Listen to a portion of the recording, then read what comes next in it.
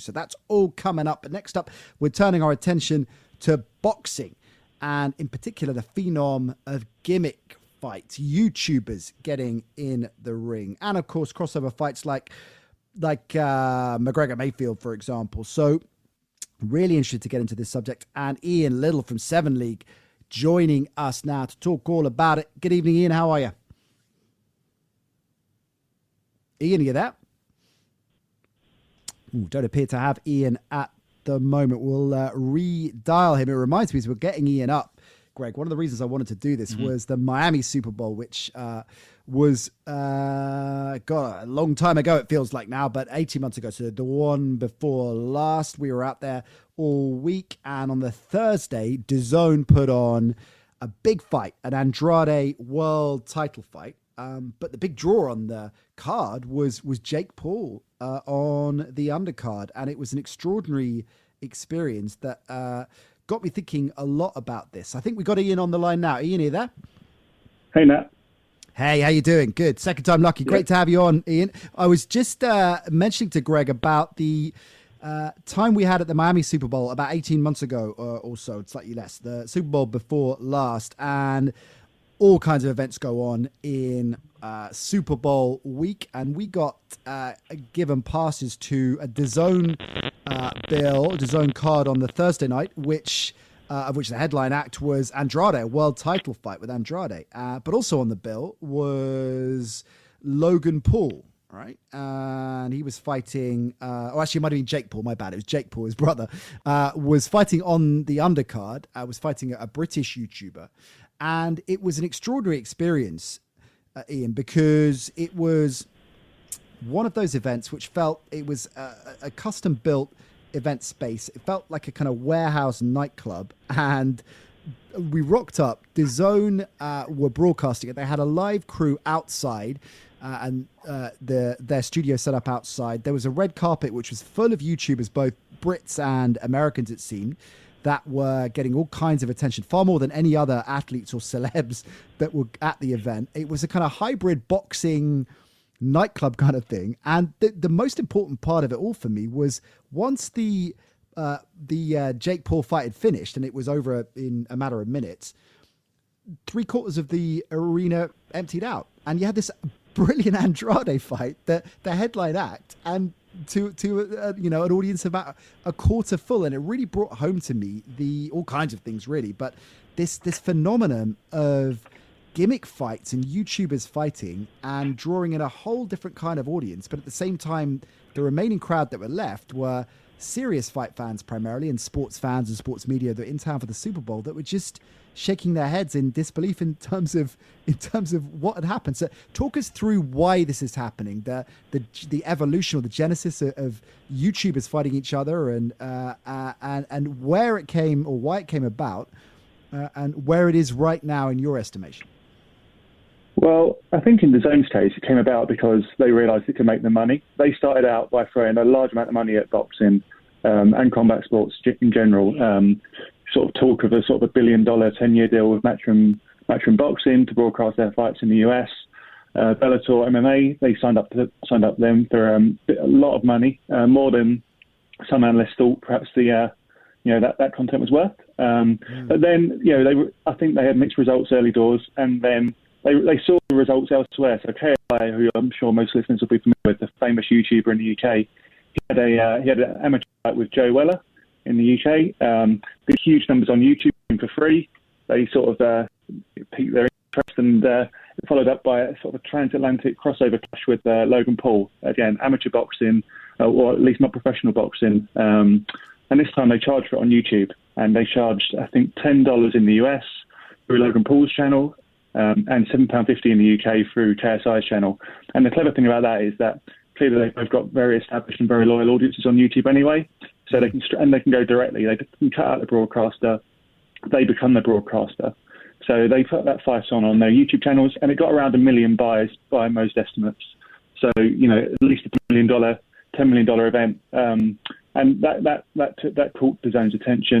So put that in context, just dive in here, just to put that in context. So if you're imagining, I don't know, a Joshua fight on Showtime, or I'm not sure who carries it in the States, but it's just, a heavyweight fight, title fight on Showtime, how many pay-per-view buys would it get? It's a slightly different price point. On TV in America, it would be on average, around $60 to $70. A UFC event goes for around $65 on the ESPN Plus. So it is a different price point. But, there's been a decline in pay-per-view stars, really, in US boxing until the last few years. It's on a slight uptick. But a good event in recent years would get maybe 200,000 to 300,000 buyers in the US. I believe the first Wilder Fury fight did around that. So more gross revenue, but obviously you're splitting the money with more people. KSI and Logan Paul were able to take the bulk of that money themselves until the rematch came, and then DAZN sort of liked the idea of getting putting it behind their paywall, because they were quite competitive in terms of their monthly fees. It wasn't a pay-per-view model really. It was a sign up to our channel. We'll put it on a channel, our OTT service, and if you have that, then you can get the fight for free.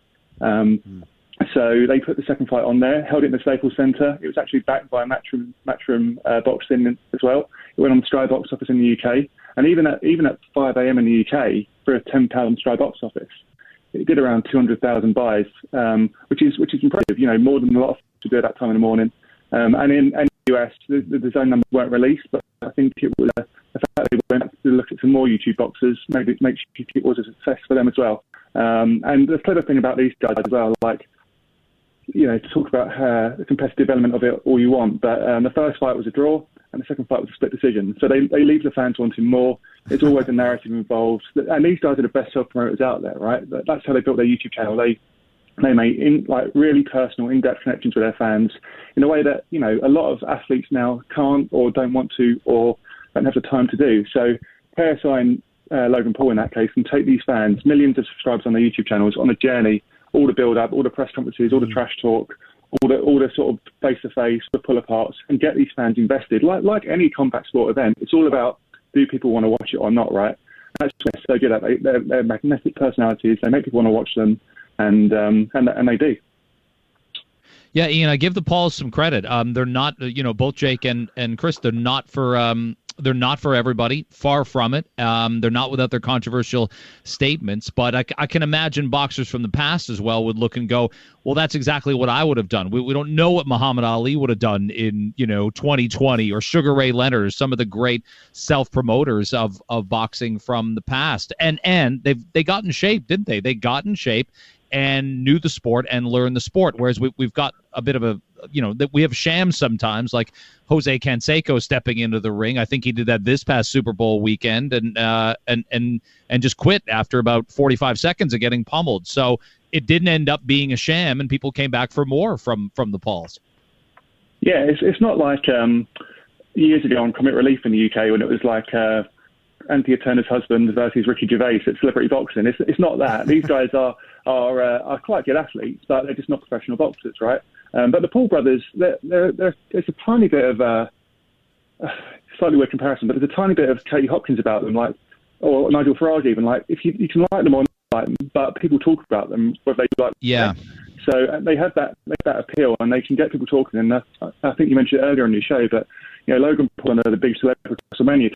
So it's about a high point in sort of US sort of celebrity culture, isn't it? In terms of fame and going right back to Cyndi Lauper in the 80s. WWE go for the big names, and Logan Paul is one of those at the moment. He draws eyeballs, he draws clicks. His videos on the WWE YouTube channel, one of the most viewed videos on their channel in recent weeks. If you work with these guys, then you do get their fans that come with you. And the question for boxing is, do these fans stay around?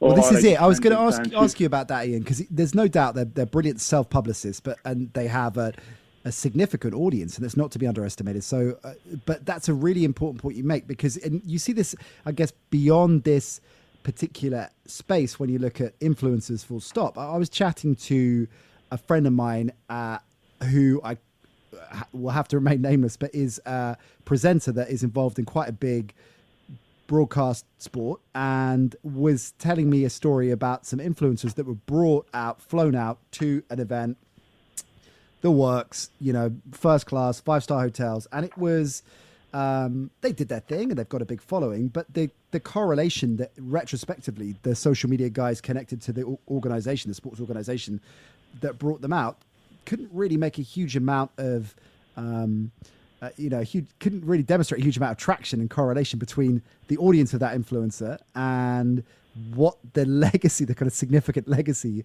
as a result of that transaction. So same thing here. Are operators like DAZN looking at it and thinking, we will sell a lot of one-off hits to YouTube and Logan Paul fans who've never watched boxing before, probably won't again, but they'll watch Logan Paul fight KSI or whoever? Or are they looking to try and bring them in and then convert them to boxing fans through a subscription or through an introduction to boxing through a Logan Paul, and then they get gripped and hooked on the sport? What do you think their game plan is, or is it a bit of both?